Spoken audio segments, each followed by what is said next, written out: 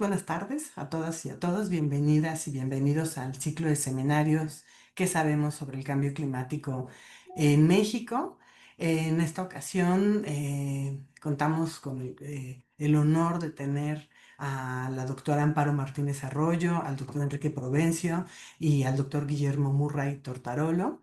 En este módulo que hemos tenido ya desde 3 sesiones atrás, en el que estamos abordando como tema la ciencia del cambio climático y los peligros del negacionismo y la desinformación. En este conversatorio estaremos abordando cómo las políticas públicas y los compromisos internacionales en México se enmarcan en los posicionamientos internacionales recientes que han habido, tanto de publicaciones que se han generado, ahorita nuestros ponentes van a comentar sobre estas publicaciones, como pues, posicionamientos internacionales que se han dado en esta semana incluso. Entonces, pues quiero agradecerle a nuestros 3 ponentes por haber aceptado estar el día de hoy con nosotros y compartirnos sus ideas. Voy a leer las semblanzas de nuestros ponentes, aunque todos son muy conocidos. eh, Quisiera leer las semblanzas de los tres para posteriormente pasar a las presentaciones. La doctora María Amparo Martínez Arroyo es bióloga con estudios de licenciatura y maestría en la UNAM y doctorada en ecología por la Universidad de Barcelona. Sus campos de investigación han estado enfocados a las interacciones entre atmósfera, biosfera e hidrosfera, así como aquellas que existen entre la ciencia, el medio ambiente y la sociedad. Cuenta con proyectos y publicaciones científicas, tanto académicas como de divulgación, nacionales e internacionales. Durante los últimos 20 años, su trabajo profesional se ha dedicado a la aplicación de la ciencia en la construcción de políticas públicas para la resolución de problemas relacionados con ecosistemas acuáticos, atmósfera y cambio climático. Participa además en diversos organismos internacionales sobre cambio climático global. Fue directora del Centro de Ciencias de la Atmósfera de la UNAM de 2009 a 2013 y del Instituto Nacional de Ecología y Cambio Climático de 2013 a 2021. Actualmente es investigadora titular en el Instituto de Ciencias de la Atmósfera y Cambio Climático de la UNAM. Y el doctor Guillermo Murray Tortarolo estudió ciencias ambientales en la UNAM, la licenciatura, la maestría en el posgrado de ciencias biológicas también de la UNAM y el doctorado en matemáticas en la Universidad de Exeter, en Inglaterra. Actualmente es investigador titular A en el Instituto de Investigaciones en Ecosistemas y Sustentabilidad, donde se dedica a estudiar los motores e impactos del cambio climático a distintas escalas sobre diversos procesos. En particular, está interesado en comprender temas de balances de gases de efecto invernadero, impactos en los eventos climáticos, de los eventos climáticos extremos en la producción de alimentos y en la demografía humana. Una parte esencial de su carrera es también la divulgación y enseñanza de la ciencia del sistema Tierra. Y el doctor Enrique Provencio es investigador y coordinador del Programa Universitario de Estudios del Desarrollo de la UNAM y profesor en la especialización de Economía Ambiental y Ecológica, así como en la de Desarrollo Social del posgrado de Economía de esta universidad. Sus áreas de interés y trabajo entrecruzan desarrollo sustentable, políticas económicas sociales y gobernanza anticipatoria. Ha ocupado diversas responsabilidades en la gestión pública, incluyendo la presidencia del Instituto Nacional de Ecología, la subsecretaría de Planación de la Semarnat, la Procuraduría Ambiental y Territorial de la Ciudad de México. También ha sido secretario de Desarrollo Social del Distrito Federal. Presidió en la Cámara de Diputados la Comisión de Desarrollo Sustentable y forma parte del Grupo Nuevo Curso de Desarrollo del Instituto de Estudios para la Transición Democrática, del Centro Interdisciplinario de Biodiversidad, Ambiente y Desarrollo y de varias organizaciones sociales. Entonces, bueno, sin más, les vuelvo a agradecer a nuestros ponentes y entonces daría paso a la presentación de la doctora Amparo Martínez. Por favor, adelante, Amparo. Muchas gracias por haber aceptado. Muchísimas gracias por la invitación al PINC. Siempre es un gusto venir aquí y discutir y exponer y además aprender y enterarse de cómo vamos con el cambio climático y muchos de estos temas que difícilmente los discutimos en otros lados. la parte de los compromisos, las negociaciones climáticas, que creo que es muy interesante ahora que estamos en en las semanas o meses previos a la COP de Brasil, a la COP que va a ser en Belén, porque hay mucha ansiedad respecto a la COP. Estamos en un momento del proceso de cambio climático en términos físicos, muy particular, muy preocupante, en donde hay bueno, muchas teorías, evidencias y probabilidades de que estemos asistiendo a una aceleración de algunos de sus aspectos.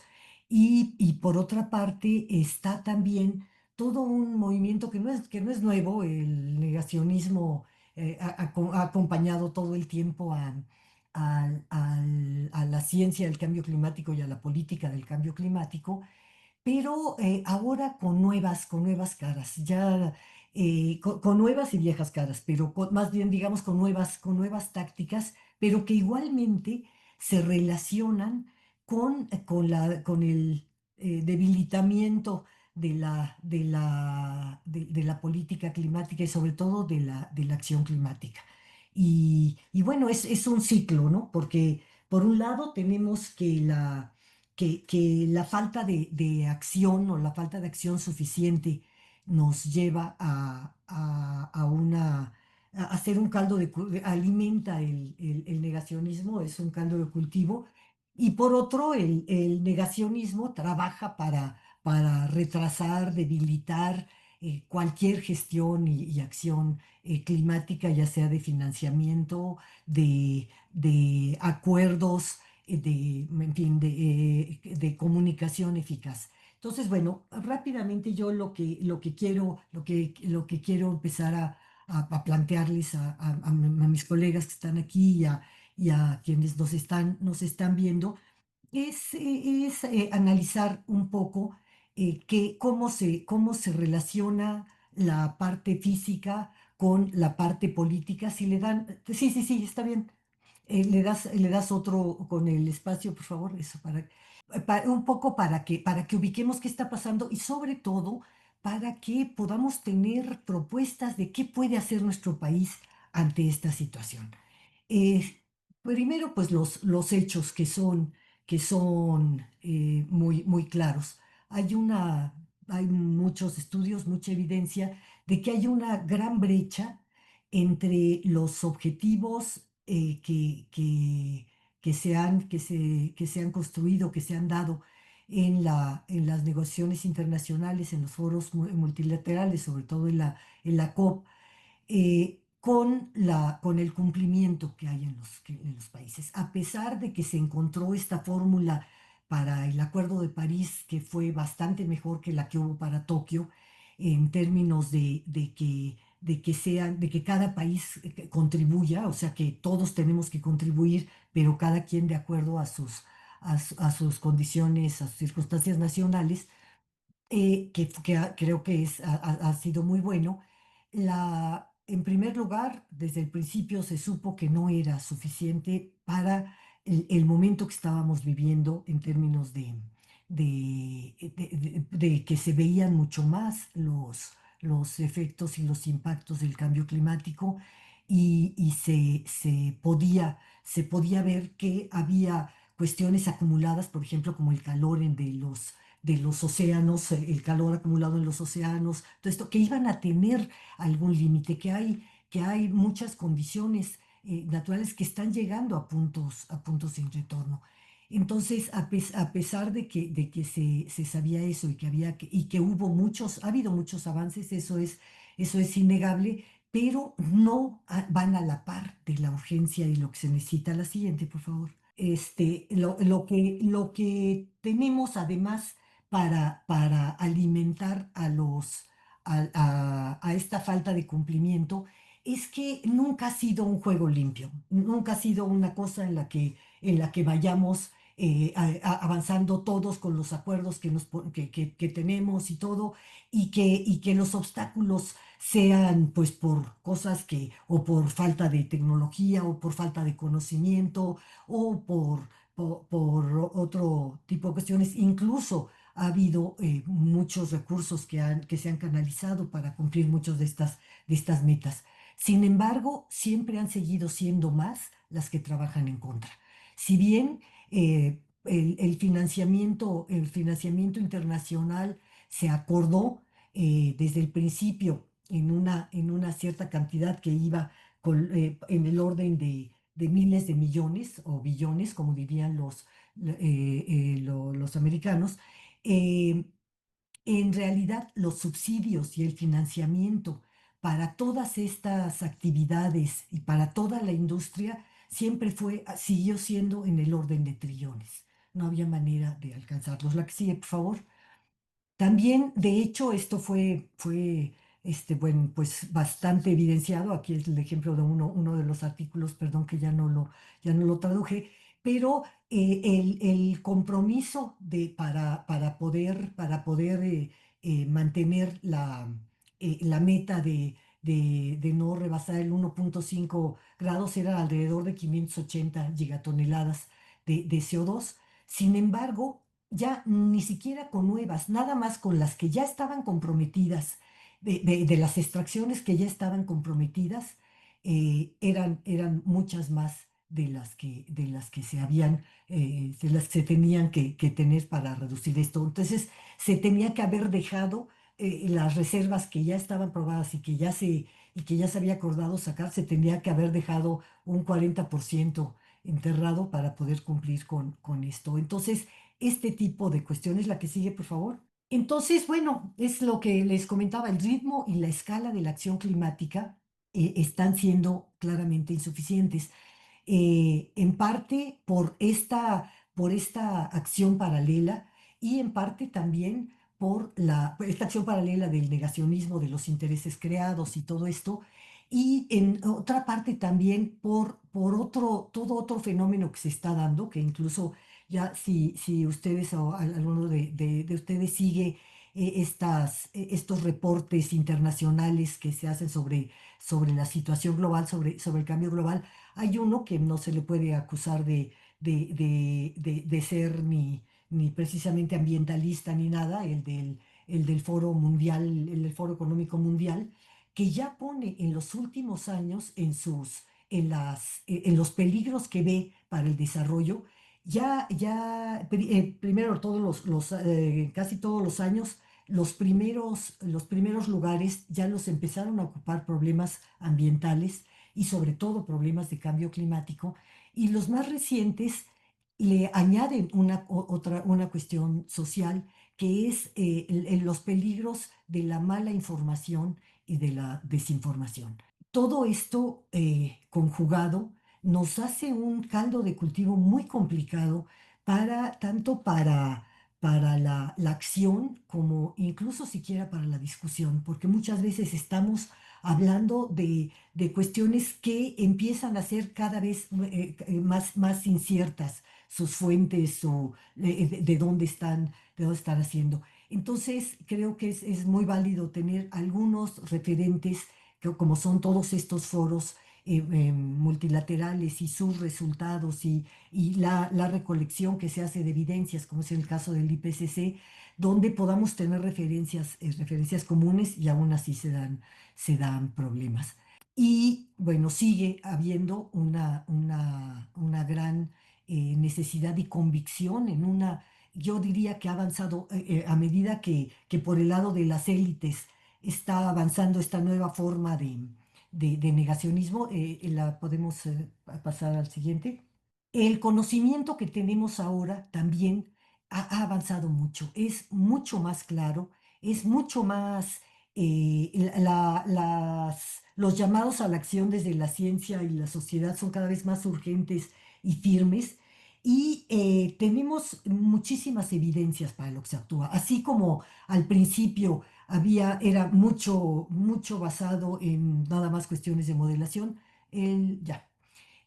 Poco a poco y cada vez más vamos cerrando esta brecha, se van abriendo otras preguntas, pero muchas evidencias ya nos dejan avanzar en el camino del conocimiento y de la necesidad de lo que hay que hacer.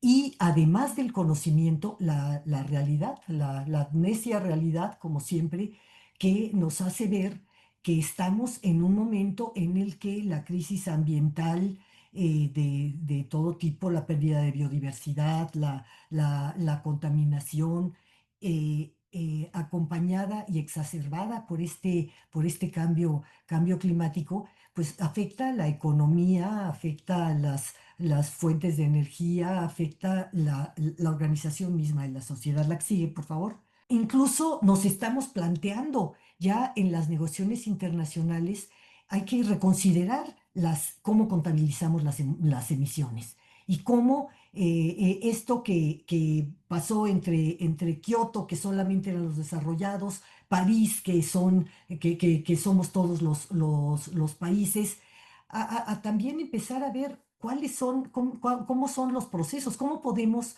contabilizar las emisiones basadas en el consumo y empezar a atacar ese sistema de producción y consumo eh, que, eh, que se discute mucho en las COPs, pero que es un punto donde siempre nos atoramos. Aquí esto en donde se ve claramente la brecha y la diferencia entre lo que cómo son las emisiones, nos muestran lo que se usa en el territorio, en cada territorio, y el nivel en el que se consume.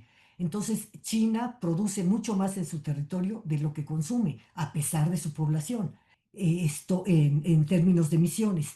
Y están, por ejemplo, Estados Unidos y la Unión Europea, en donde se ve que claramente son importadores netos de emisiones y grandes emisores como China y la India son exportadores netos de ellas. Entonces, nos tenemos que plantear incluso cómo tratar cómo contar nuestras emisiones para que las medidas puedan ir siendo más efectivas.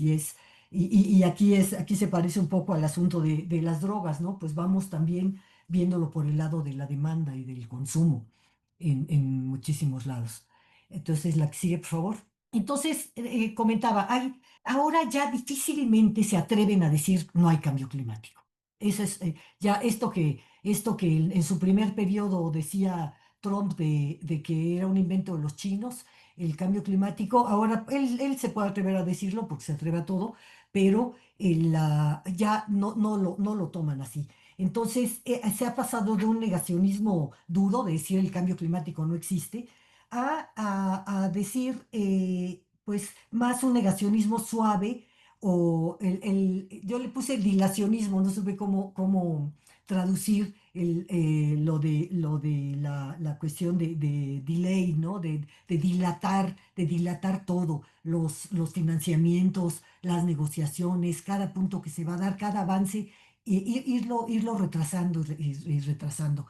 Entonces, también se pasa a desacreditar soluciones, a que en lugar de utilizar el amplio espectro que tenemos de tecnologías, de condiciones en el mundo, que puede haber una combinación a distintos ritmos de tecnologías, pero que pueden ir frenando, parando. Ya, ahora se desacreditan de entrada todas las soluciones, por supuesto, porque no se toman en cuenta los costos los costos que tienen las medidas como las de los combustibles fósiles y otras. Entonces, bueno, hay recortes y retrocesos. Me avisas cuando me falten 5 minutos, Vero, por favor. Recortes y retrocesos en todas las políticas, porque esto viene acompañado de toda la parte también económica, de crisis económica, y también un fenómeno que se ha dado recientemente en las recientes COPs, y es esto de que uno que hayan sido en países petroleros, lo cual podía ser un buen síntoma de que había algún acuerdo, al menos de que ya admitían que tenía sentido estar haciendo todo esto, porque muchas veces algunos de los países petroleros eran los que más paraban las discusiones o las que las siguen deteniendo.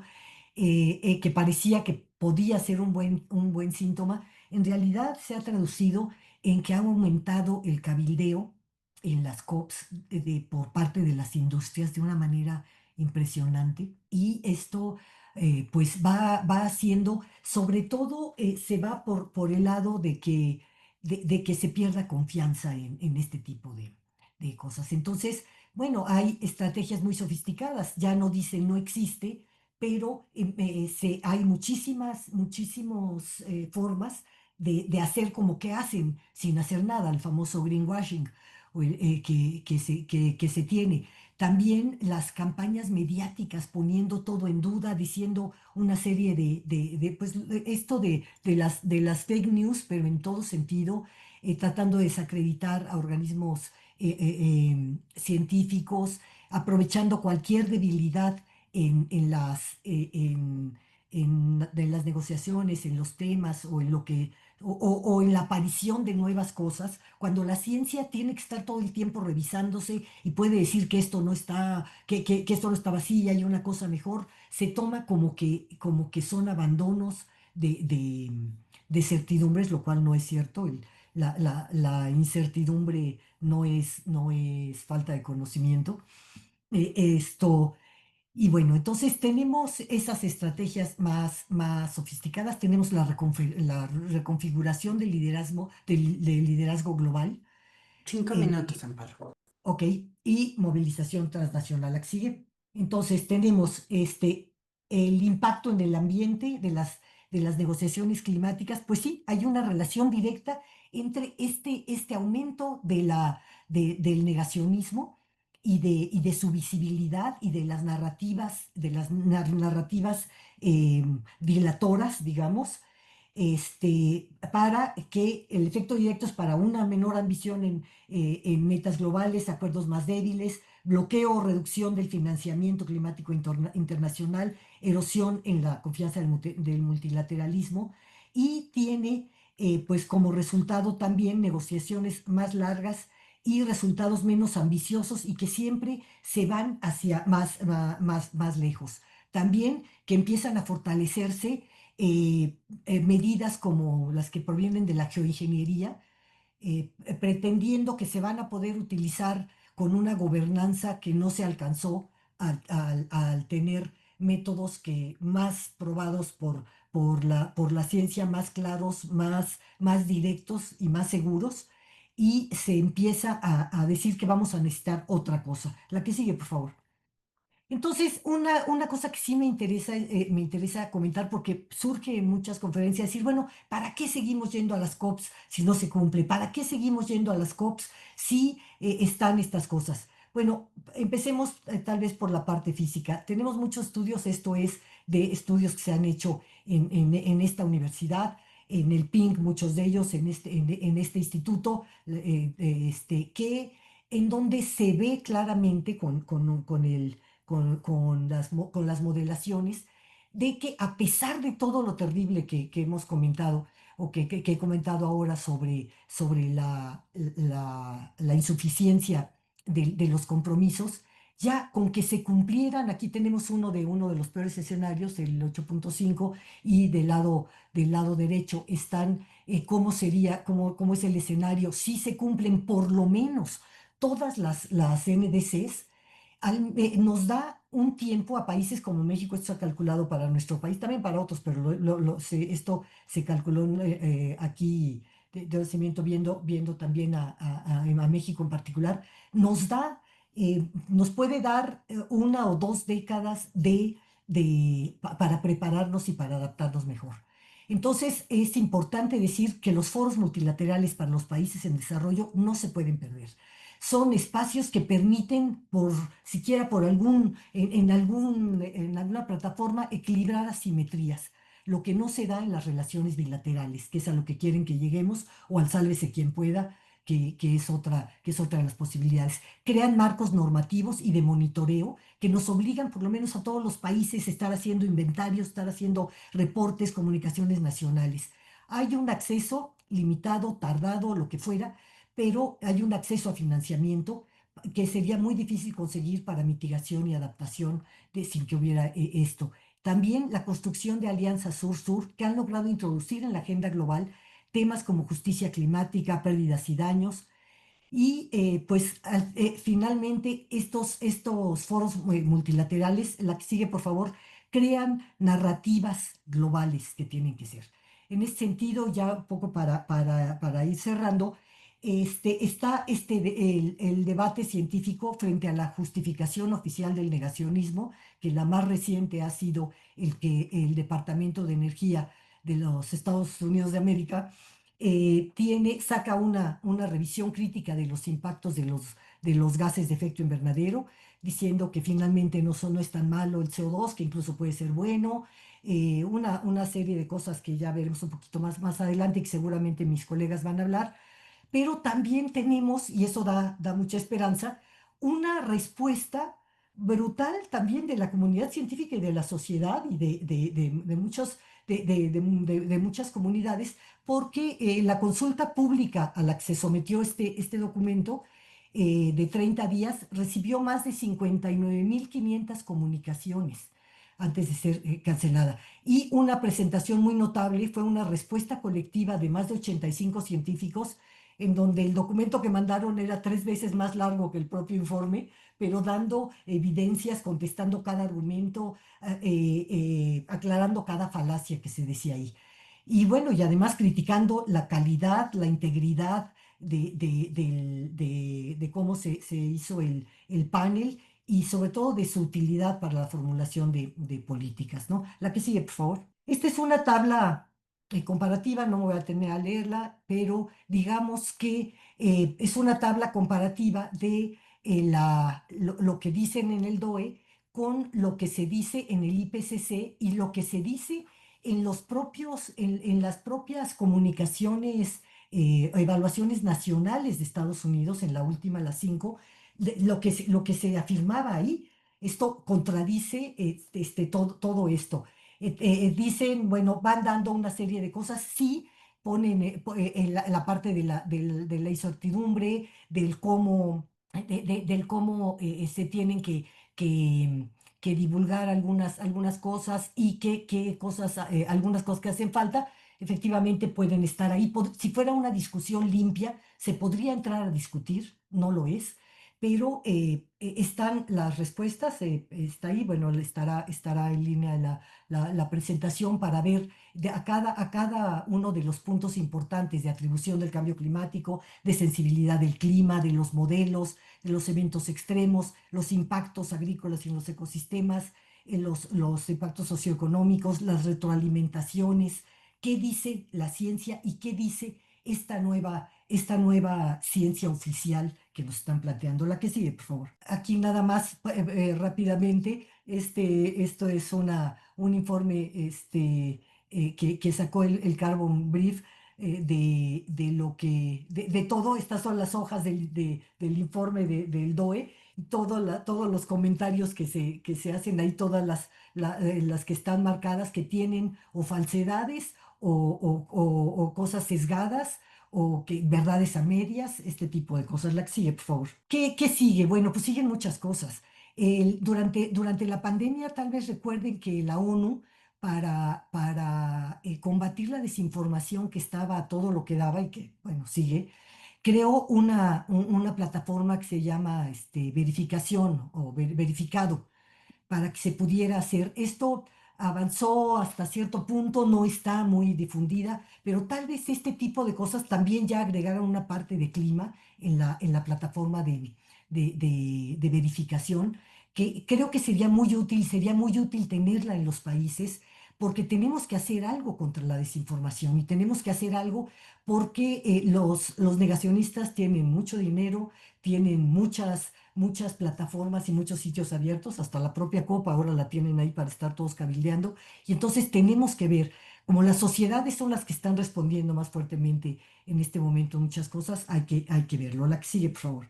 Entonces, pues en un contexto de triple crisis planetaria y de redefinición de alianzas geopolíticas, realmente el reforzar la coherencia entre los compromisos internacionales y las políticas internas, que además estén fundamentadas por la ciencia, es algo a lo que no, yo diría que es una reflexión que tenemos ya hace tiempo, pero que se vuelve urgente.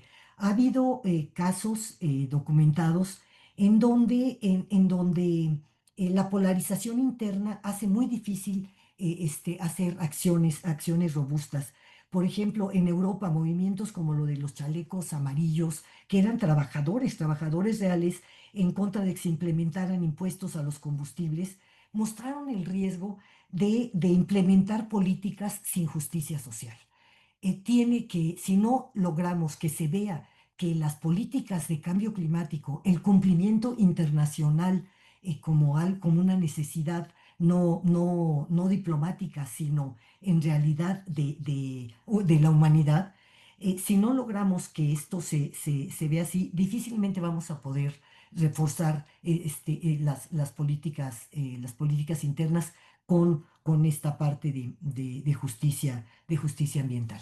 Entonces, pues muchas gracias, eso es lo que yo quería plantear. Muchísimas gracias, Amparo. Sin duda, la verdad es que la presentación es súper interesante. Como dices, la evidencia es súper clara, pero aún así resurge el negacionismo, ¿no? Esta desinformación incluso que viene desde espacios oficiales. De hecho, este seminario lo habíamos planeado cuando se publica este documento del DOE, del Departamento de Energía de Estados Unidos, pero como comentábamos antes de iniciar, cae además en un momento exacto, ¿no? Muy, muy pertinente ante las declaraciones incluso de esta semana.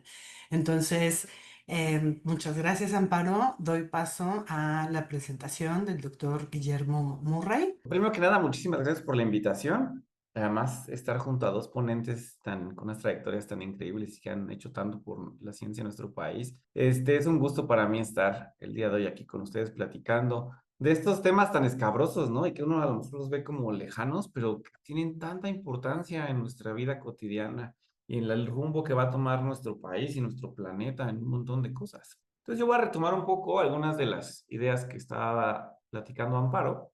Eh, y justo una de las cosas del cambio climático es que desde sus orígenes, desde el reporte del IPCC en 1990, ha tenido un grupo gigante de gente que está en contra.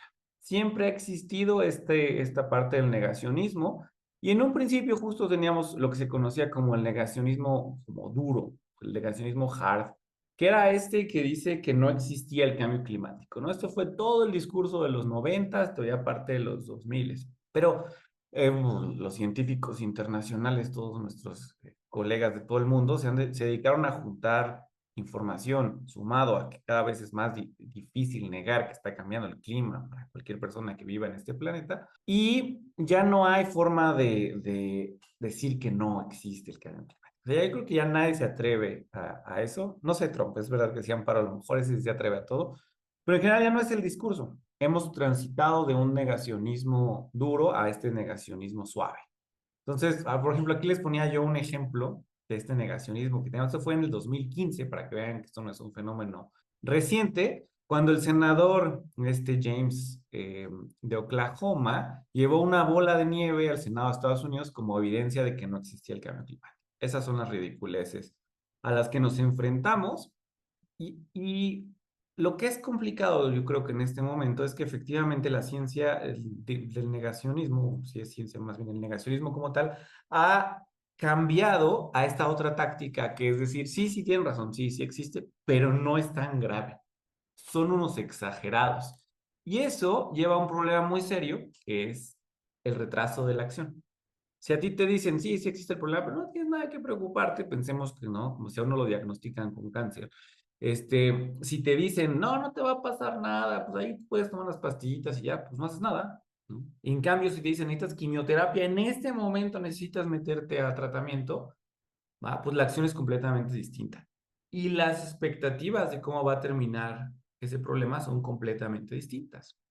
Y eso es un poco de lo que yo quiero platicar hoy, pensando también en el contexto de México. Pongo esta figura, que son las emisiones de gas de efecto invernadero de México desde el 2000 para acá, nada más para que veamos cómo han ido cambiando y ahorita vamos a ver por qué es que veníamos bajando y luego empezó a subir. Y la importancia que tiene, las ideas que hay sobre el cambio climático y el negacionismo, sobre la política de nuestro país. Yo quiero retomar un poco también donde se había quedado Amparo con este documento del Departamento de Energía, que es uno de los peores chistes que a mí me han contado en este último año. Yo lo empecé a leer y no pude, la verdad no pude porque entré en furia y dije, no, por mi salud mental no voy a seguir, pero sí les puedo decir que justo está este reporte, hay una cantidad de contestaciones espectaculares, pero a mí en particular me parece importante el reporte que hizo Carbon Brief, en el que encuentra al menos 100 afirmaciones falsas o engañosas. Y yo les digo algunas de las que yo vi desde mi área. Una que es increíble es que dicen que el CO2, el que aumenta el CO2 atmosférico, pues en realidad tiene efectos súper buenos. ¿No? El CO2 cuando aumenta en la atmósfera fertiliza las plantas y entonces aumenta la productividad agrícola. ¿En qué nos estamos preocupando? Si en realidad a las plantas y a nuestra agricultura le va a ir mucho mejor con el aumento de CO2. Y entonces ignoramos todos los demás efectos que tiene el CO2 sobre el clima y la, el flujo del ciclo hidrológico global, ¿no? Entonces decimos, si aumenta la productividad sin ver los impactos negativos que están teniendo eventos climáticos extremos y en nuestro país, por ejemplo, la sequía tan espantosa que tuvimos en los últimos años. También hace cosas muy raras con este fenómeno que se llama el greening global. Entonces, sabemos que nuestro planeta está un poco más verde eh, como consecuencia de este aumento de CO2. Y ellos extrapolan y dicen que entonces el planeta va a seguir creciendo y que no tenemos que preocuparnos porque nuestros ecosistemas de bosques van a capturar todo ese carbono excedente y vamos a estar perfectos, ¿no? Ignorando por completo que el crecimiento vegetal tiene un límite y en la mayor parte de nuestro planeta empieza a tener un limitante o no le alcanza el agua o no le alcanza los nutrientes o hace mucho calor para que las plantas crezcan. Y entonces la apuesta también a que no tenemos que preocuparnos por mitigar, porque los ecosistemas que ya están lo van a hacer por nosotros. Este, y bueno, hace un montón de aseveraciones agresivas, y le puse ahí agresivas, de que la política de mitigación iba a ser muy agresiva, iba a ser muy dañina. Y entonces yo sigo pensando en el ejemplo de la quimioterapia. No, es que es demasiado dañina y agresiva, lo mejor que puede hacer es tomar paracetamol. Eh, y que no tiene sentido, ¿no? Sabemos que estamos en un punto crítico para nuestra humanidad, para las decisiones que tomemos en muchos aspectos del manejo de nuestro planeta. Y no estoy diciendo que se necesite una mitigación agresiva, pero sí se necesitan acciones mucho más robustas de las que hemos hecho hasta este momento. Y a mí me dio risa porque a la par que se publicó esta cosa horrible, los australianos publicaron su primer reporte integrado del impacto que va a tener el cambio climático en Australia justo en la misma semana. Y es un reporte súper padre que identifica los sectores vulnerables, que dice qué es lo que se podría hacer. Eh, ellos asumen que vamos a tener 3 grados más, y entonces todo lo que le va a pasar a Australia con 3 grados más, todo lo que necesitan para enfrentarlo. Francia también sacó uno parecido hace un tiempo con 4 grados, ¿no? ¿Qué le va a pasar a Francia con 4 grados? Yo digo, están padrísimos, debemos también pensar en cómo podemos tener este tipo de documentos en México. Y lo que está más padre es que no son documentos de la academia, son documentos desde el gobierno. Esto viene del Servicio Climático Australiano. Y desde mi perspectiva, mucho de este discurso ya me parece muy obsoleto en muchas cosas. Viene de una lucha entre las ideas de sustentabilidad y la economía. Entonces, mucha de esta gente sigue pensando que las dos cosas están encontradas, que si tú disminuyes las emisiones de CO2, inmediatamente vas a disminuir tu economía. Y ese ha sido el discurso, ese es lo que está en el meollo del problema. Pese a los avances que hemos tenido en un montón de cuestiones tecnológicas, sociales y ecológicas, que nos han mostrado una y otra vez que la relación dólar a gramo de CO2 se está desfasando. Sabemos que la eficiencia económica en términos energéticos ya se está desfasando. No hay una dependencia tan fuerte de nuestras economías a las emisiones de CO2 y en muchos aspectos simplemente empezar a cambiar la lógica de cómo hemos construido nuestros sistemas energéticos o de transporte. Y eso nos lleva justo a las cosas en las que hemos tratado de influir pues todos los científicos, ¿no? Que son el Acuerdo de París, el Global Stocktake, las NDCs.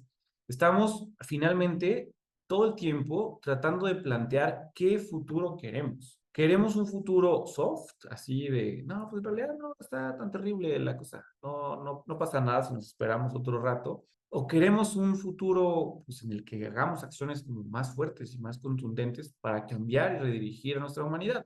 A mí me gusta mucho esta idea de algunos filósofos que dicen que estamos como en un momento bisagra de la humanidad. podemos ir, pues la bisagra, ¿no? Para abrir la puerta, puede ir hacia un lado, puede ir hacia el otro. Y siempre que veo los escenarios que puse aquí, estas rayitas de colores, pienso en eso.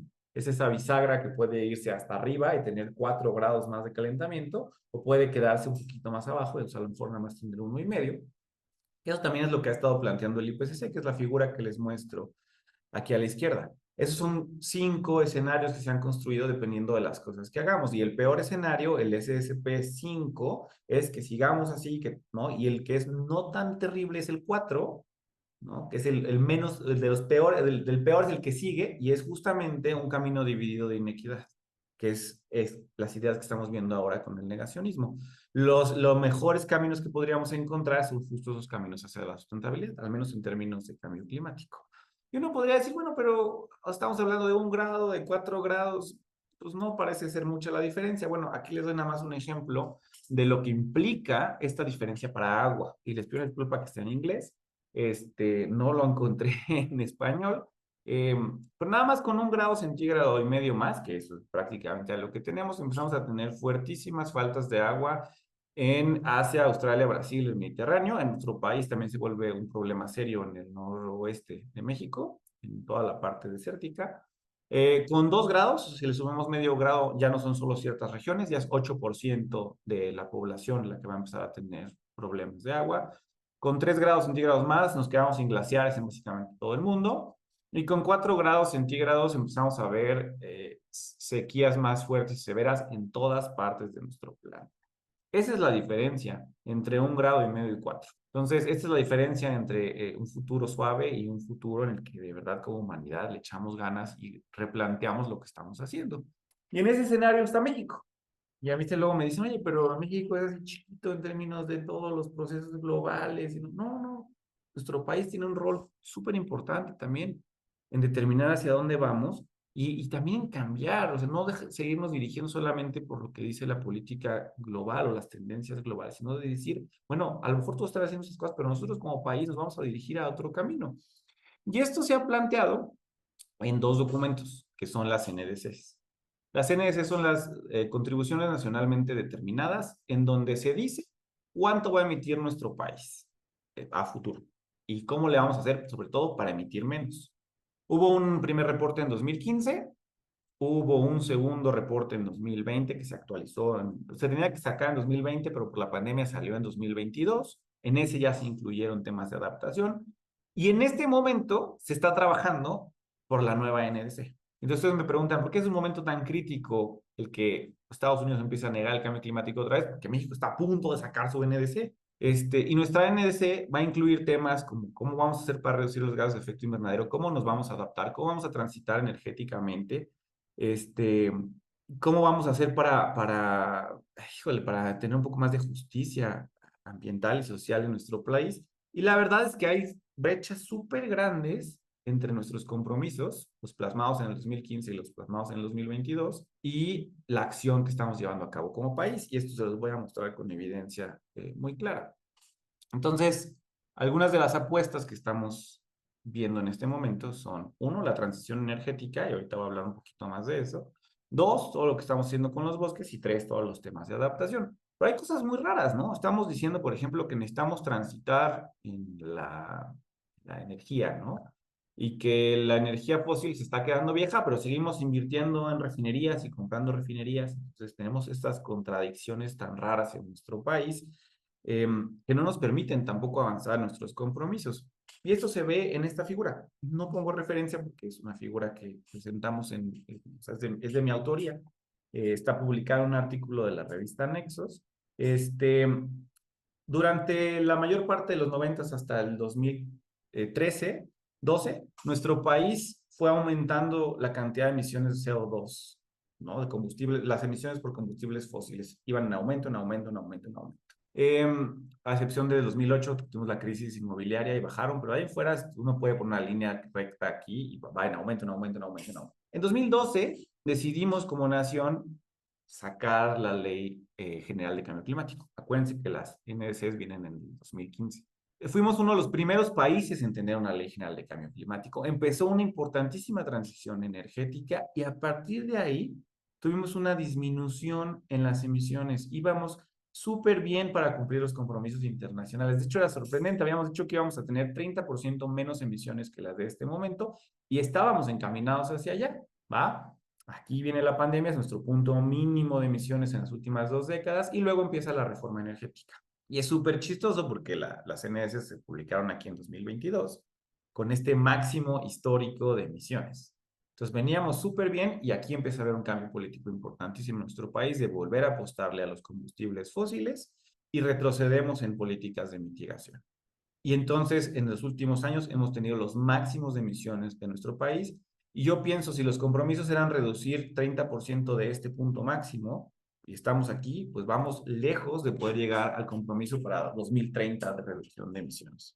Entonces, este es un punto crítico para México en el que podemos decidir si ya saben que mejor ni nos importa, ya no nos metemos estas cosas, pues no firmarlas, o tomarnos en serio este tipo de compromisos y empezar otra vez a revertir esta tendencia que lo habíamos logrado.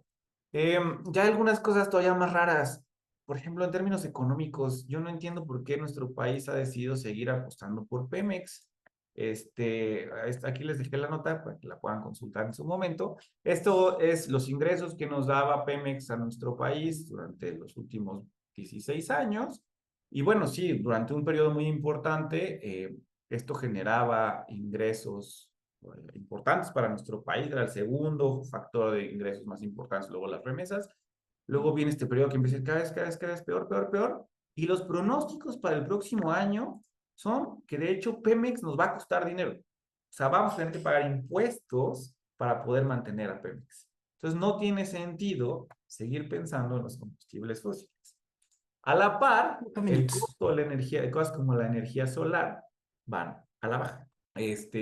Porque de repente también hay muchas ideas con esto. Al otro día que daba clase alguien me decía, pero es que la energía solar es súper cara. Le digo, era súper cara. Se está haciendo cada vez más barata. Este es el costo promedio a nivel mundial de 1 watt de energía eléctrica generada mediante celdas solares. Y ha disminuido en 400% desde los 70 para acá. Entonces, se empieza a volver muchísimo más costeable la generación de energía por otros medios que no sean los combustibles fósiles. Entonces, si lo pensamos en términos ambientales y en términos económicos, no tiene caso como nación seguirle apostando a los combustibles fósiles. Y justo en todo este maraña de contexto, lo que yo les quería decir es, estamos en un momento súper crítico como país. Hay una página que a mí me gusta mucho que se llama Climate Action Tracker, que te dice cómo está cada país del mundo en términos de sus compromisos climáticos internacionales. Y México es críticamente insuficiente. No tenemos un compromiso adecuado para alinearnos a las políticas globales de reducción de emisiones. Lo vimos, íbamos más o menos bien y nos fuimos para arriba. La desinformación y el negacionismo internacional finalmente se filtran en los discursos nacionales, que yo sí lo veo que minimizan la urgencia climática, no está puesto como una prioridad en nuestro país. Eh, se piensa en soluciones mágicas que no necesariamente han probado su efectividad. Pensemos, por ejemplo, los programas como Sembrando Vida, que no han mostrado en términos climáticos tener una eficiencia real para la reducción de emisiones. Y al final, pues sí, terminamos con un paralelismo, ¿no? Al caso estadounidense, en el que no se le está dando la importancia que se necesita. En un país que además es altísimamente vulnerable al cambio climático por nuestras condiciones geográficas y socioeconómicas, y que no es que lo vaya a suceder en 20 o 30 años, ya los efectos los hemos empezado a ver. La sequía que tuvimos del 2020 al 24 es uno de los mejores ejemplos de un fenómeno que era parte de la variación natural, pero fue súper empujado por el cambio climático, que se volvió una sequía extrema y larga y que tuvo efectos en un montón de cosas. Entonces, no es que esté en el futuro, ya lo estamos viviendo y se necesita una acción, pues ya, en este momento. Y ese es para mí lo que me preocupa. Lo que me preocupa del negacionismo internacional, lo que me preocupa de la política nacional y pensar, bueno, ¿qué vamos a hacer como país y hacia dónde queremos caminar? Ya. Nada más algunas de mis preguntas es si debemos seguir pensando que los compromisos internacionales deberían ser el molde para la política nacional, ¿no? No tengo idea. Hay cosas que sí, cosas que no, no sé. ¿Cómo evitamos el negacionismo frente a las NDCs y la publicación de las NDCs que viene ahora, ¿no? ¿Deberíamos alinearnos con las políticas internacionales? Yo creo que sí, pero de estas políticas internacionales, justo de los grandes acuerdos a favor de nuestro planeta, creo yo que la academia y la ciudadanía son claves para combatir la desinformación. Y que este documento publicado por Estados Unidos nos sirve para reflexionar sobre la realidad mexicana y cómo estamos en términos de nuestros compromisos y cómo concebimos el cambio climático y sus impactos en nuestro país. Y ya, gracias. Muchísimas gracias, doctor Guillermo Murray. Sin duda, creo que se liga súper bien con la presentación de la doctora Amparo, porque somos de esta cuestión del negacionismo, pero ahora también retomar en cómo impacta en las políticas o cómo puede impactar en las políticas a nivel nacional y si debemos repensar esto, ¿no? Y yo agregaría pues también a nivel regional, ¿no? Tal vez buscar estrategias, a ver si podemos abordar eso en la discusión. Daría ahora paso a la presentación del doctor Enrique Provencio. Muchas gracias, Verónica, y gracias al PINC, al programa de cambio climático, por la invitación a este conversatorio. Es un gusto compartir pantalla con la doctora Martínez y con el doctor Murray, y procedo. Primero, el tema políticas y compromisos de México en el marco de los posicionamientos internacionales. Y quiero empezar con el tema de los posicionamientos internacionales, porque lo que estamos viendo en estos meses, semanas, días, es una mayor ofensiva anticlimática de parte de algunos gobiernos, con Estados Unidos a la cabeza. La ONU está resistiendo, es cierto, pero con un reagrupamiento que seguramente vamos a ver también en la próxima COP.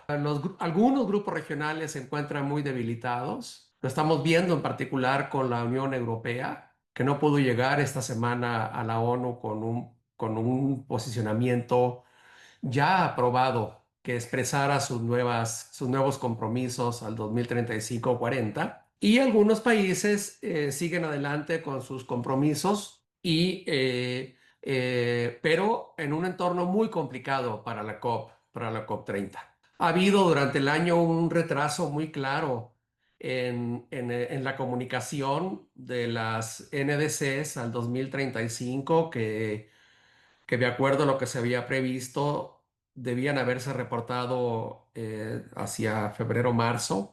Y para el día de antier o ayer, para el día de ayer, lo que se estaba reportando es que muy pocos países habían ya comunicado sus NDCs a 2035. Países que en conjunto representan un 28% de las emisiones globales. Este entorno tan complejo se puso en contraste nada menos que antier y ayer en lo que ocurrió en Naciones Unidas, porque por un lado, el día de ayer vimos el secretario general hizo el tradicional y enfático llamado a acelerar la transición climática, centrando 5 prioridades: la de energías renovables, la de reducción del metano, energías renovables redirigiendo subsidios.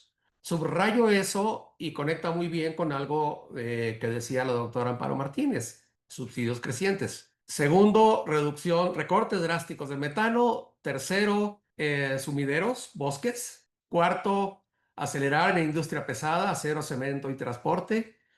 Quinto lugar, justicia climática y adaptación.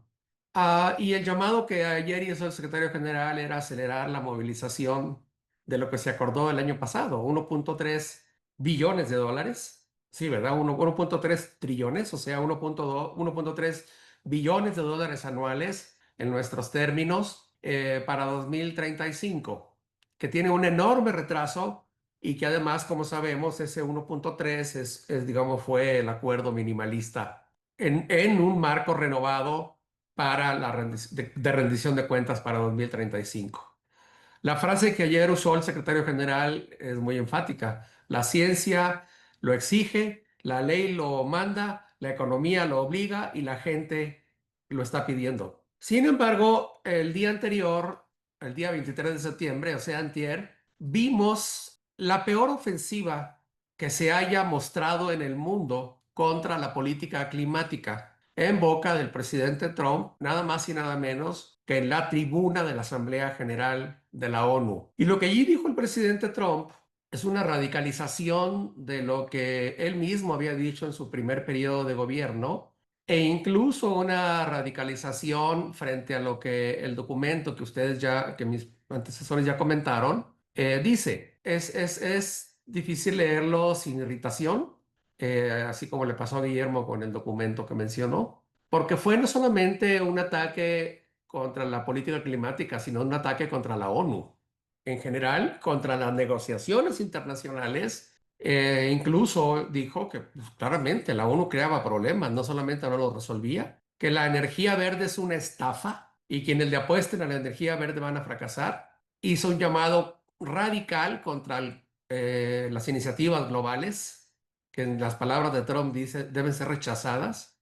Afirmó que Europa está al borde de la destrucción por su política climática y en particular por la energía verde, que todo lo ecológico es la ruina, que el cambio climático es la mayor estafa jamás perpetrada en el mundo, que todas las proyecciones que se hicieron, erróneamente ponen predicciones, proyecciones que se hicieron fueron erróneas en cambio climático y además fueron hechas por gente estúpida. Es decir, todo el IPCC quedó ahí calificado así. Vinculó la política climática con la migratoria son un monstruo de dos colas que destruye todo a su paso. Esto es muy importante porque en la retórica xenofóbica, que de por sí es perversa, la vinculas con la política climática, están dotando de una nueva línea de discurso. Que la idea de la huella de carbono es un engaño que lleva a la destrucción total, que la política de energía verde lo único que está buscando es robarle a Estados Unidos y a los países desarrollados la industria, que su lema es perfora, perfora, perfora, ¿no? El carbón limpio y hermoso, lo dijo, y que el alto costo de las renovables están destruyendo el mundo libre y el planeta, digamos. Ese es el tono. Esto es una escalada que le está generando, que le está dando discurso a muchos negacionistas o países como Argentina, por ejemplo, algunos países del bloque árabe, y que va a empoderar a los que estaban titubeando recientemente. Por eso digo, hay un nuevo momento de la escalada, no nada más negacionista, sino también anticlimática. La paradoja es que Trump lo está diciendo mientras varios indicadores que miden percepción en Estados Unidos están mostrando que se ha incrementado la preocupación por las amenazas del cambio climático en Estados Unidos. E incluso a más largo plazo, pues el balance entre quienes buscan proteger al ambiente versus quienes buscan proteger a la economía se mantiene favorable a quienes otorgan prioridad a la política ambiental. Ojo, es muy distinto a largo plazo, ¿no? Lo era más alto a finales del siglo pasado, pero de cualquier modo, otros indicadores sí muestran que la opinión de mucha gente sobre la manera en la que los medios toman el cambio climático es muy peculiar, porque se ha reducido la cantidad de personas que creen que los medios tratan correctamente el tema y ha aumentado la que dicen que lo está subestimando, pero quienes dicen que están exagerando siguen siendo mayoría. De cualquier manera, lo que lo- el clima de opinión no está al tono en Estados Unidos, incluso, de lo que dice Trump. Sus palabras clave: estafa, destrucción, ruina, error, monstruo, engaño, marcan el tono de ese discurso que por lo demás venía poniendo en práctica con sus órdenes ejecutivas y otros instrumentos desde el mismo día 20 de enero del presente año, cuando empezó a atacar los avances que se habían logrado en la administración anterior. Coincido con Amparo y con Guillermo sobre el tema del negacionismo. yo lo nombro de otro modo, pero creo que estamos diciendo lo mismo. Porque el negacionismo que ya había venido cediendo ahora está recargado y con más soportes oficiales y arrastrando consigo a gobiernos que están canteados tanto hacia populismos de derecha como hacia populismos de izquierda. Ni modo. Hungría y otros países, además de Estados Unidos, de Argentina. Y ese negacionismo que se expresó en el documento que ya comentaron y del que ya no voy a decir nada, pues está significando un reto para la comunicación, para el trabajo, no nada más académico, sino político y de la sociedad. Me gustó mucho la manera en la que la doctora Amparo Martínez puso en positivo eso. ¿Qué hay que hacer? Trabajar más, tratar de influir más en la creación de apoyos y otros aspectos que ella mencionó. Pero también se ha fortalecido lo que yo llamo un negacionismo relativo, porque si bien se admiten hechos básicos de las tendencias climáticas y de sus impactos, se cuestionan mucho las políticas de mitigación y sus costos o se minimizan los impactos, lo cual, digamos, es lógico en un clima de discusión plural y diverso, de diversidad y de pluralismo científico. Sin embargo, ahí se cuelan muchas de las posiciones que postergan, ¿no? Que postergan las decisiones, el postergacionismo. Y también ha cobrado mucha fuerza el negacionismo tecnooptimista que desarrolla todas estas ideas de las soluciones técnicas que son más bien fugas al futuro. Es decir, las grandes apuestas por la captura de carbono o la captura subterránea de carbono y cosas por el estilo, pues que probablemente sean válidas en el futuro, pero que no siempre son costo efectivas a corto plazo. Y todo eso ayuda a postergar las decisiones.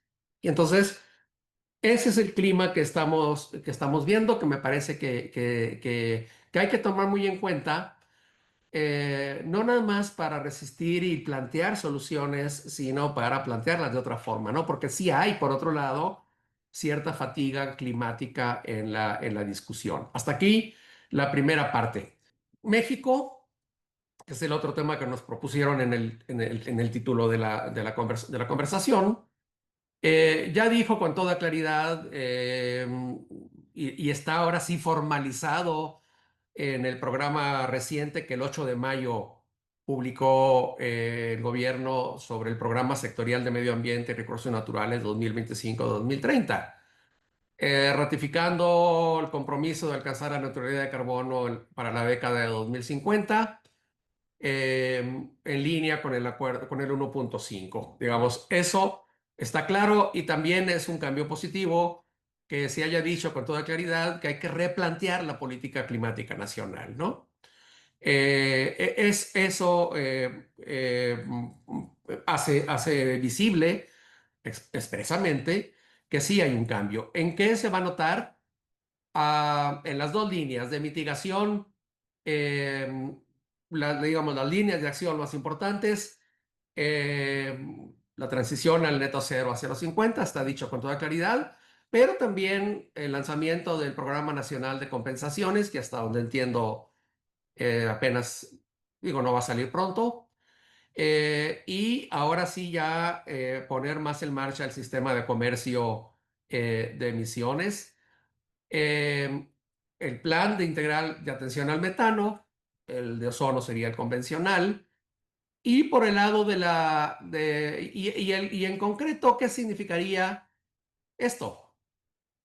Así como quedó puesta la meta con su indicador, digamos, esa es la carátula del indicador. eh, lo que estaríamos viendo los próximos años, si esto corre con suerte, es que llegaríamos a 533 millones de toneladas de emisiones netas en línea con el 35% de reducción al 2030, digamos. Y supongo que eso es lo que va a aparecer en las NDCs 3.0 que estaremos viendo próximamente. No puse la línea de largo plazo, qué bueno que Guillermo puso la que ellos publicaron, pero sí es muy importante decir que la línea base que se está colocando en 2024 es una proyección, ¿no? Eso es lo que 5 está dicho. minutos. Eso es lo que está dicho en el documento oficial, que el valor de 2024 es un dato preliminar proyectado a partir del último dato que se tiene del inventario de emisiones de 2022. Si es así, entonces estaríamos viendo el presente año o el año pasado, probablemente el año, no lo sé, el máximo nivel de emisiones de la década y empezaríamos a recuperar el tiempo perdido que Guillermo nos ilustró que ocurrió a partir de 2019 e iríamos en esta trayectoria. Ya veremos lo que viene en la NDC. Y en cuanto a política de adaptación, el compromiso ahora sí nuevamente es tener la política nacional de adaptación formulada y espero sinceramente que esta sea una construcción que realmente cambie nuestra tendencia ya larga a subestimar la estrategia de adaptación y subordinarla al conjunto de problemas institucionales que hay y a la falta de fondos para poder aplicar una estrategia alineada con la resiliencia, la gestión integral de riesgos y la reducción de costos de impactos en el bienestar. En las líneas de acción de esta estrategia tampoco hay nada nuevo. ¿Cuál es el punto que me intrigó mucho? Porque el día que el gobierno mexicano publicó el programa sectorial de medio ambiente y recursos naturales nuevo, ese mismo día, el 8 de septiembre, la Cámara de Diputados recibió el presupuesto de medio ambiente. Y el presupuesto de medio ambiente no nada más trae una reducción en el INEC de 5% para el año que entra, sino una reducción general de todo el presupuesto ambiental, en particular para la Comisión de Áreas Naturales Protegidas, también para la Comisión Nacional Forestal y para la Comisión Nacional del Agua, pero que se lleva el 85% del presupuesto, ¿no? Pero el problema es, fíjense ustedes, que en los 2 primeros años de este gobierno, la reducción del presupuesto ambiental estará llegando a 45%, es decir, 45% menos que el de 2024. Ya no me voy a fijar en los años previos, pero esto estaría significando que no estamos acompañando nuestros medios de ejecución con ese compromiso que ya está adelantado para la NDC 3.0. El presupuesto transversal de cambio climático también tiene una reducción, pero como todos ustedes saben, el presupuesto nacional, el presupuesto transversal de cambio climático no está dedicado fundamentalmente a la mitigación ni adaptación.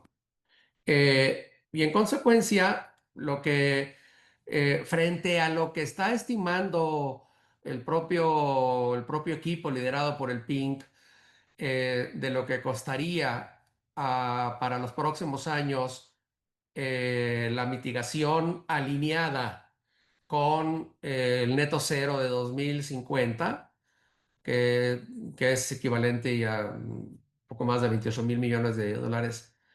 Nos va a hacer falta en los próximos años un esfuerzo institucional muy, muy intenso para poder enfrentar esta trayectoria de la NDC y del neto cero a 2055.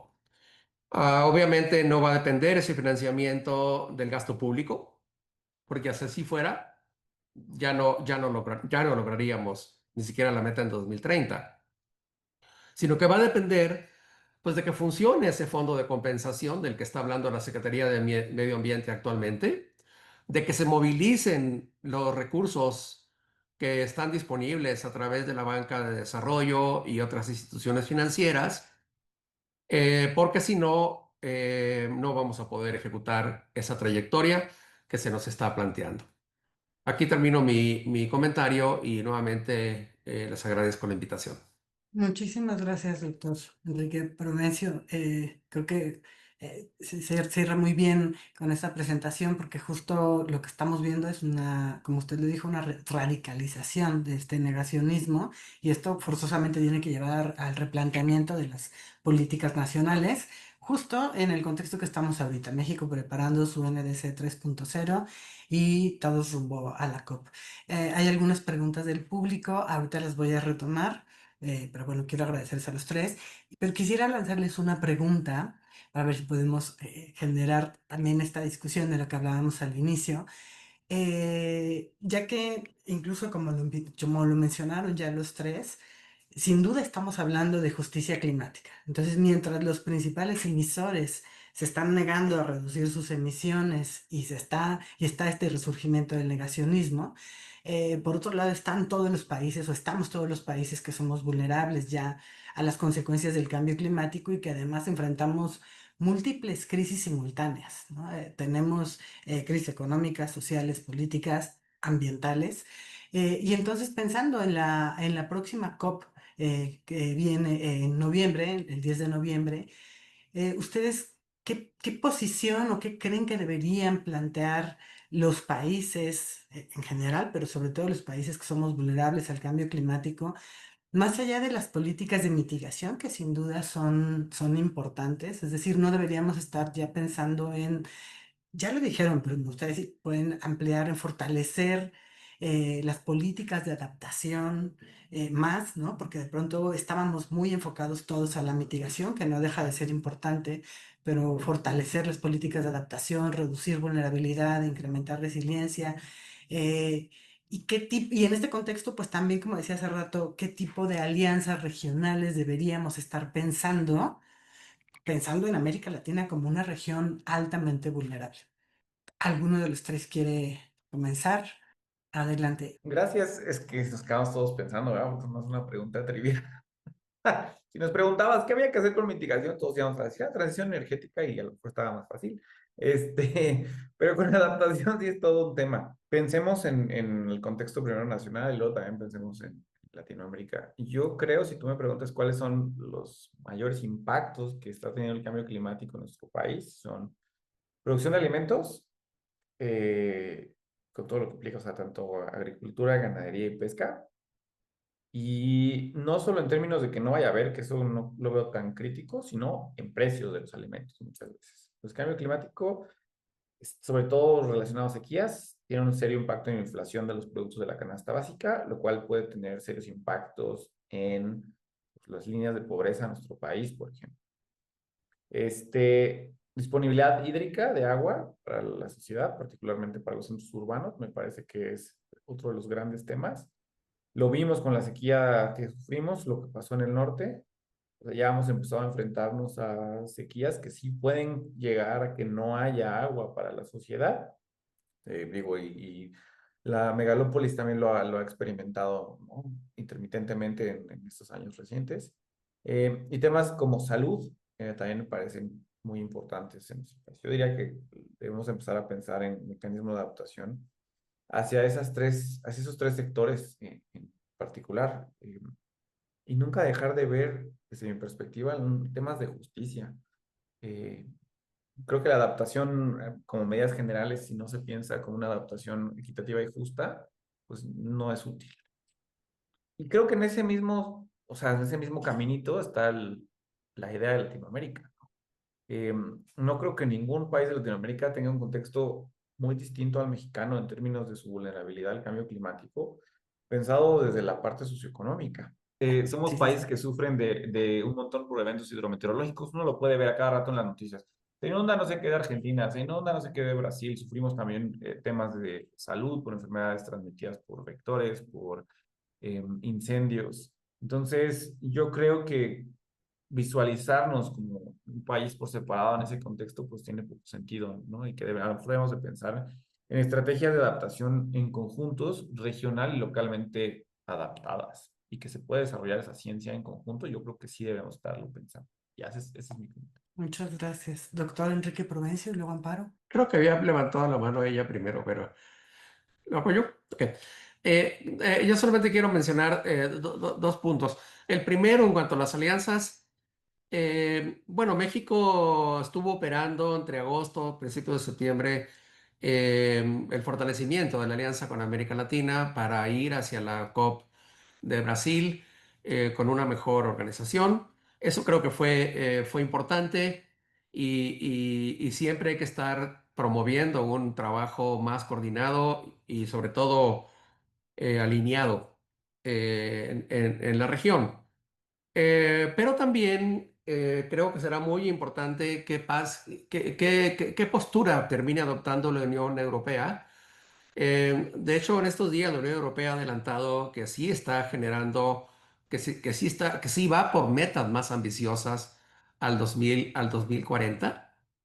Y por otro lado, lo que China recién anunció de una meta más concreta de mitigación para 2035, que se queda por debajo de lo necesario, es cierto, pero por lo menos introduce una señal distinta a la que están mandando Estados Unidos y sus aliados.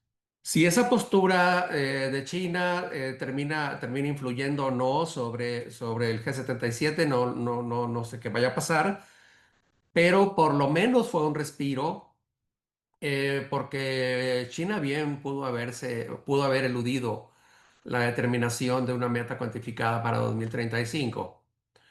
Eh, habrá que esperar cómo vienen las NDCs de los países que faltan de aquí a noviembre.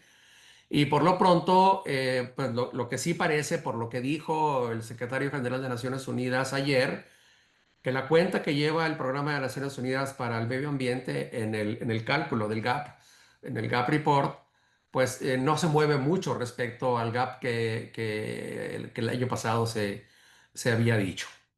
Y por otro lado, énfasis. Los planteamientos que ya se han hecho en todo el grupo de trabajo que tiene el PINC alrededor de la mitigación me parecen muy correctos, pero también creo que lo que se está señalando sobre las grandes prioridades de adaptación hay que empujarlas mucho más y hacer mucho más para que el programa de adaptación realmente se cumpla. Primero, el de deforestación neta cero ahora, en 2030. Porque eso lo hemos venido postergando. Y va a necesitar mucho trabajo y mucha reasignación de fondos. Guillermo mencionó Sembrando Vida. O sea, Sembrando Vida en la actualidad casi lleva el mismo presupuesto que toda la política ambiental. Pero el programa de Sembrando Vida influye sobre 1 millón de hectáreas. Necesitamos trabajar con un universo de 35 millones de hectáreas en serio para detener deforestación, para restaurar, para reforestar. Es decir, necesitamos un cambio radical ahí, cabezado por la CONAFOR. Segundo aspecto en la propia adaptación, que también va a beneficiar mucho a metano, es a trabajar en serio sobre la renovación del tratamiento de aguas.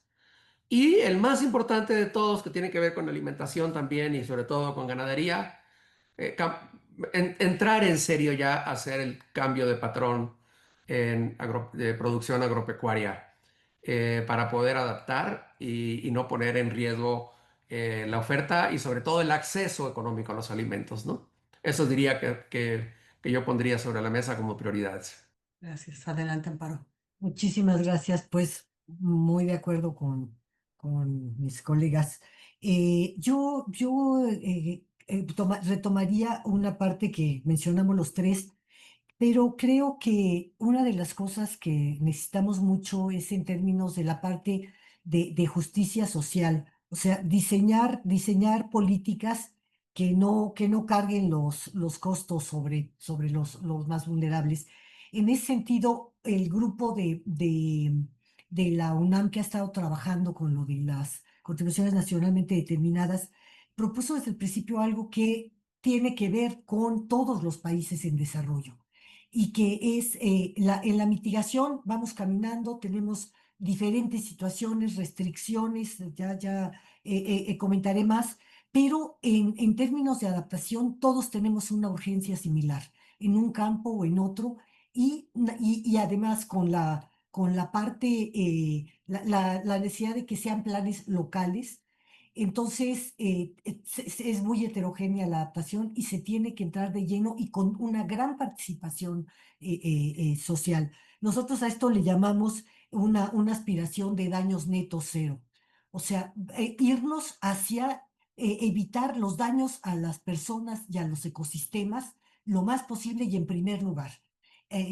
Aunque simultáneamente estén todas las medidas de adaptación. Si no tomamos esas, realmente las otras van a tener o poco impacto o van a ser no muy seguidas o sostenibles.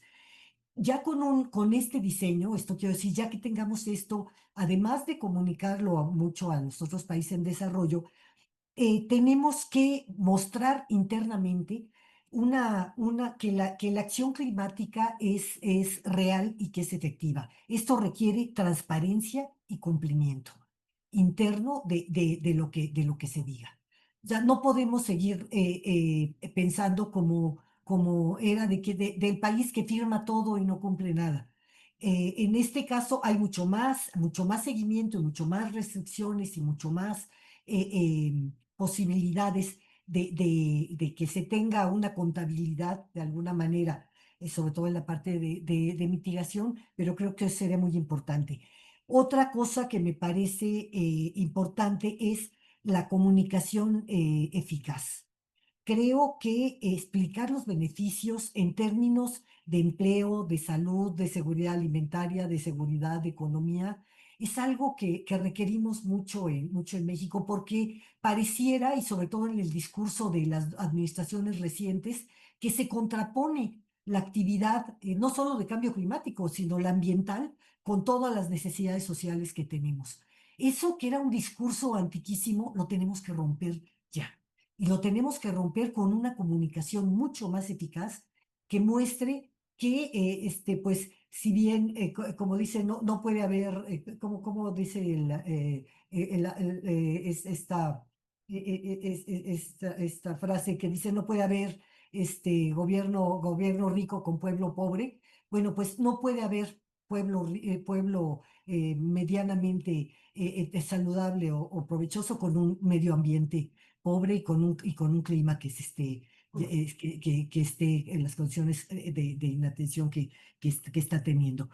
Y finalmente, una cosa que tiene que ver tanto al interior del país como al exterior, y es desafiar abiertamente la desinformación, exponiendo las fuentes y tácticas de los grupos de layistas. En esto estamos más las comunidades académicas, que somos quienes tenemos como un poco más de obligación de comunicarle a la sociedad esto, de generar confianza en plataformas en las que trabajemos juntos para desafiar realmente esta parte de la desinformación y que la gente se sienta invitada realmente a acciones que entiende, que ve hacia dónde van, que no son ocurrencias de momento y que van a llevarlo a tener una mejor vida. Esto con todo un plan también cultural para reducir la demanda sobre una cantidad de consumo y de desarrollo que es bastante inútil y que nos está inundando sobre todo de residuos de todo tipo y que tendríamos que empezar a atacar ya casi en nuestras leyes, cosas que parece que no están ligadas, pero por ejemplo cuestiones como la obsolescencia programada y este tipo de cosas, ya empezar a verlo en nuestro propio desarrollo, en los planes de polos de desarrollo que se están haciendo, todas estas cuestiones de hacerlo ya para ir cambiando esa cultura. Ujú. Muchas gracias. Voy a pasar a una pregunta del público. Me dicen quién quiere contestar. ¿No consideran que al no ser vinculante el Acuerdo de París fue más débil que el de Kioto?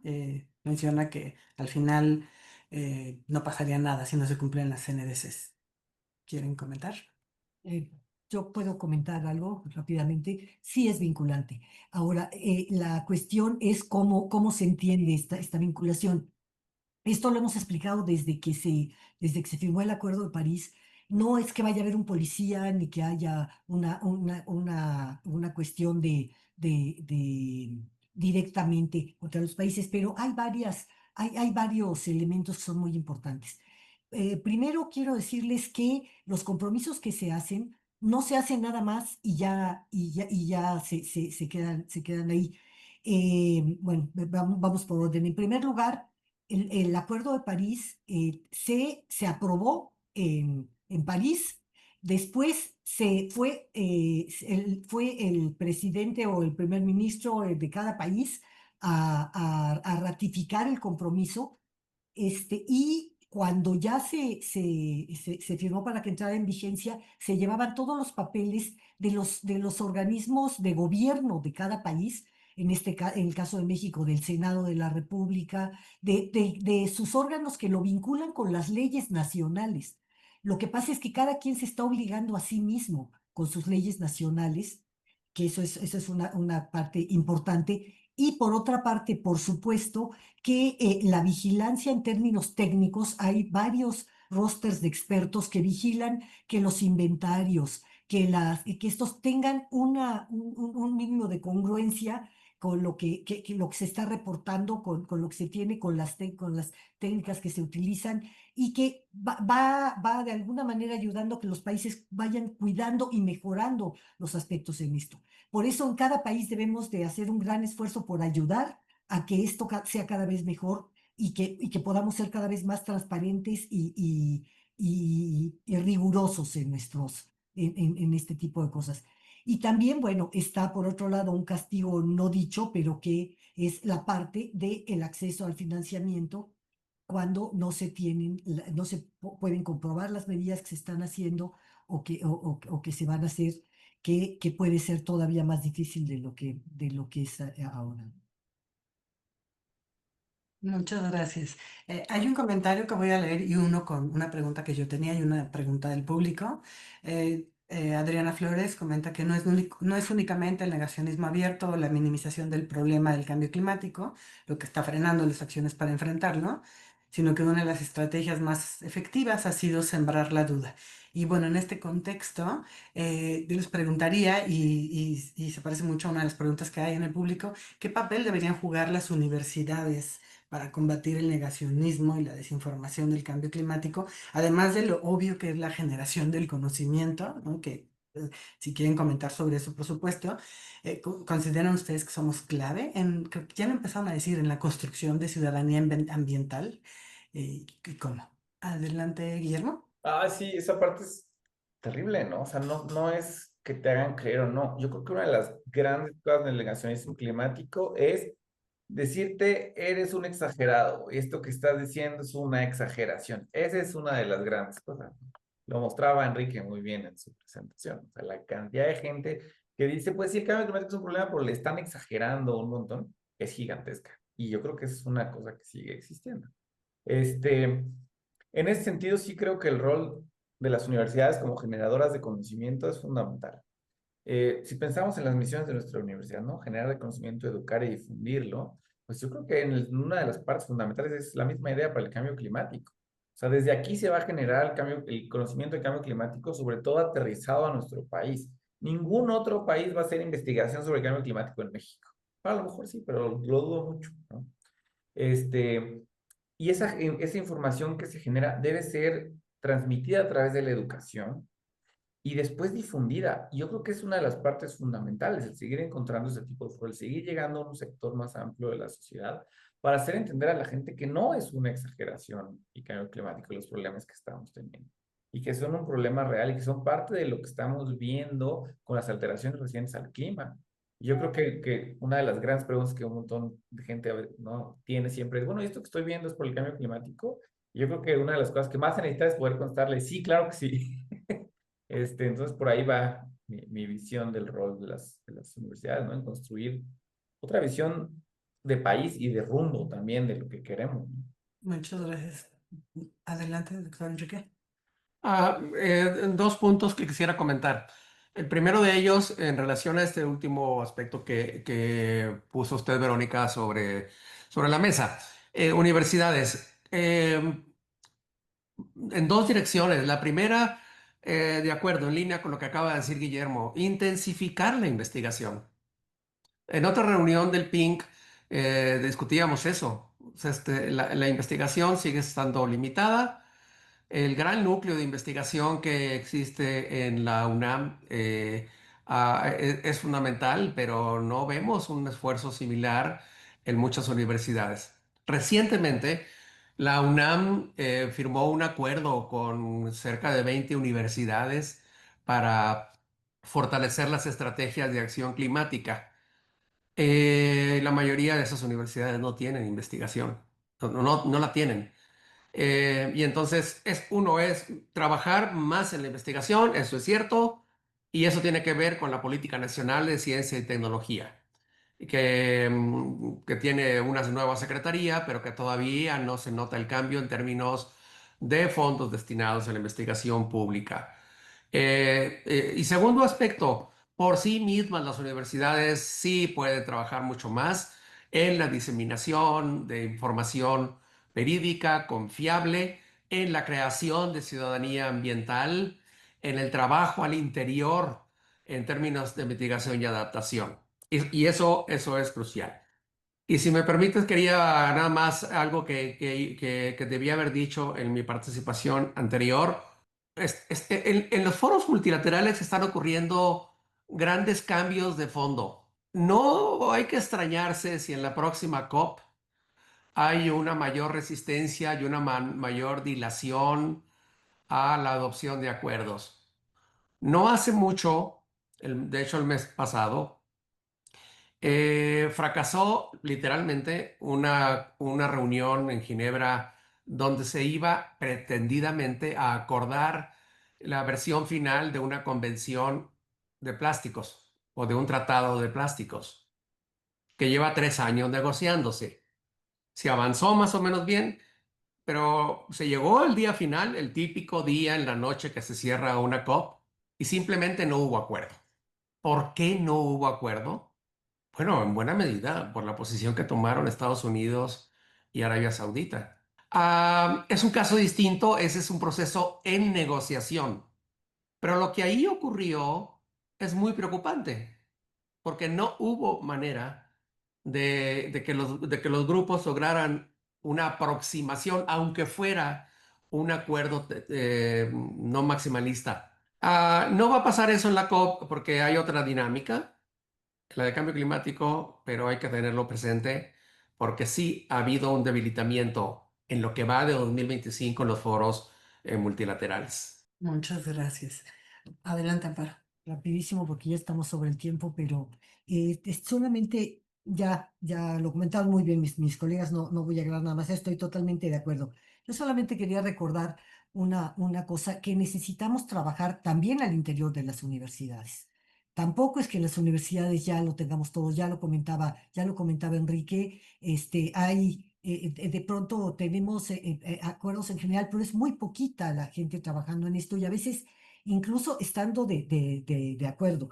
Yo solamente recordaría esta cuestión que muchas veces comento de lo que decía un ecólogo, Ramón Margalef, de los mecanismos anticipatorios, que son un mecanismo que tienen los organismos que ha ayudado mucho a lo largo de la evolución de la vida en la selección natural, que son mecanismos que se pueden anticipar a lo que va a pasar para que su especie sobreviva. Eso es lo que ha sucedido.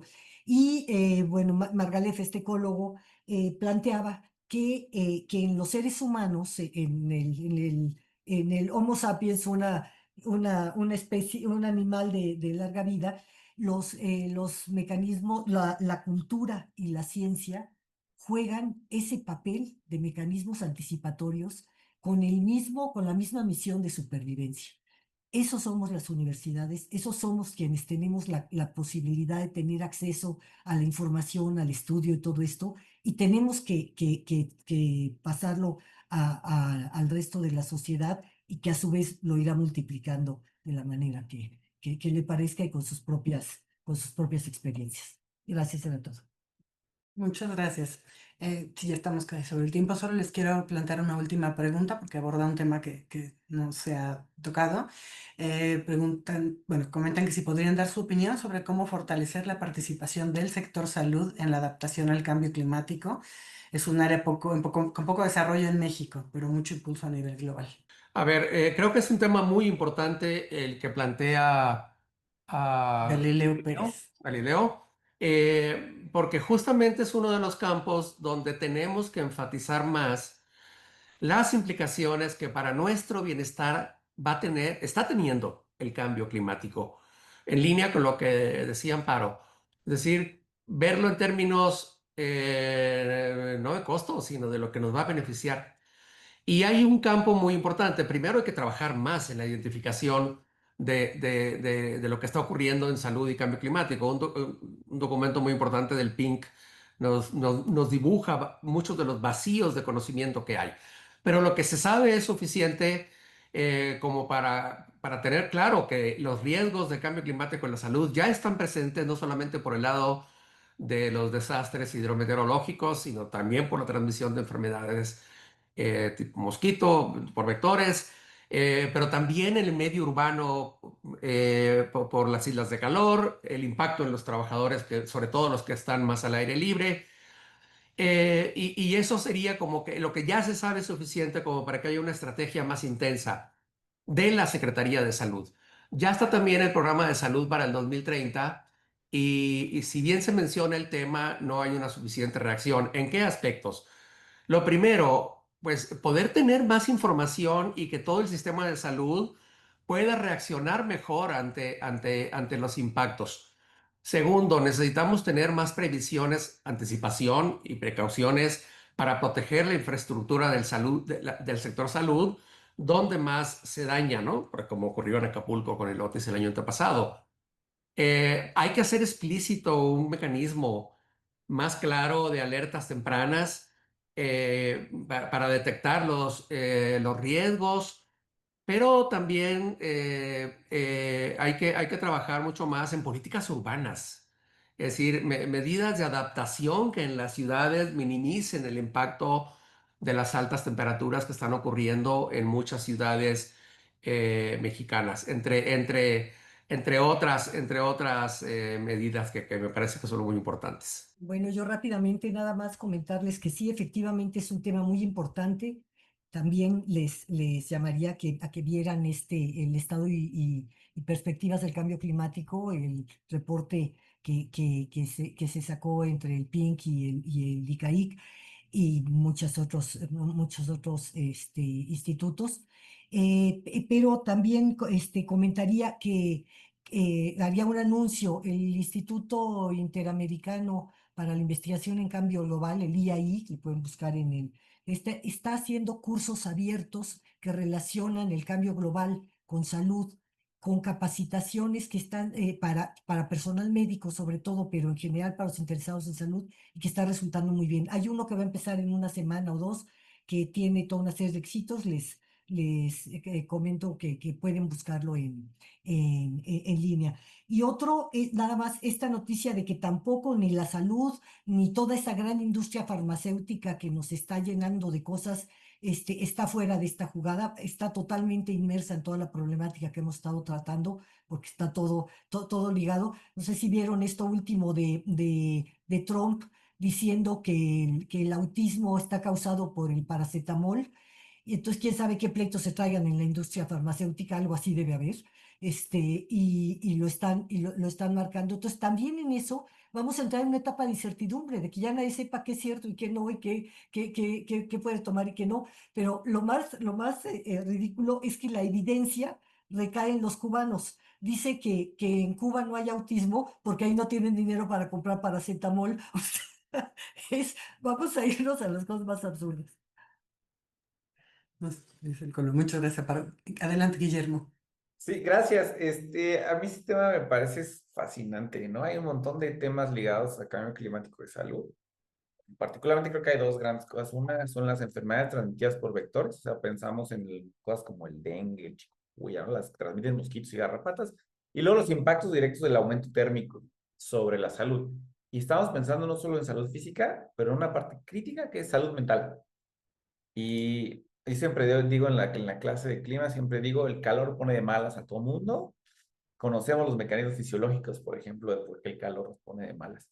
Entonces, yo creo que una parte súper importante que necesitamos en nuestro país de la parte de salud y cambio climático es la sensibilización de lo que le hace el calor a nuestro cuerpo. Tenemos un montón de conocimiento, de estrategias y maneras de lidiar con el frío. Les voy a decir, por ejemplo, cuando hace frío en invierno, los niños entran más tarde a la escuela. Pero no importa, de repente el calor que haga, los ponen a jugar fútbol o educación física a las 12 del día. Entonces, no existe todavía, desde mi perspectiva, una sensibilización a grupos vulnerables y a modificación de las actividades al aire libre, a programas de atención psicológica en olas de calor y cosas así. Sabemos también, por ejemplo, que en nuestro país el índice de suicidio aumenta cuando aumentan las temperaturas de verano. Es un artículo que salió en Nature hace un par de años. Entonces, esa sería mi visión. Necesitamos empezar a considerar el calor y los efectos del calor en la población y empezar a sensibilizar a la gente sobre lo que le puede crear, lo que le puede pasar al estar expuesto a los extremos térmicos. Muchísimas gracias. Hay algunas preguntas más por ahí, pero bueno, dado que ya estamos sobre el tiempo, lo dejaríamos hasta acá. No queda nada más que agradecerle a los tres el haber participado en este conversatorio que, como decíamos, lo habíamos planeado hace tiempo desde el PINC, derivado de la publicación de este documento, pero cayó en esta semana además con la reunión y las declaraciones que ustedes ya mencionaron. Perfecto, ¿no? Muy necesarios foros como este y otros. Y pues bueno, reitero el agradecimiento a nombre del doctor Francisco Estrada, coordinador del PINC. Les doy las gracias a ustedes como ponentes, al público que nos acompañó aquí en el Zoom, en las redes sociales. Y nada más les haría dos anuncios, invitaciones.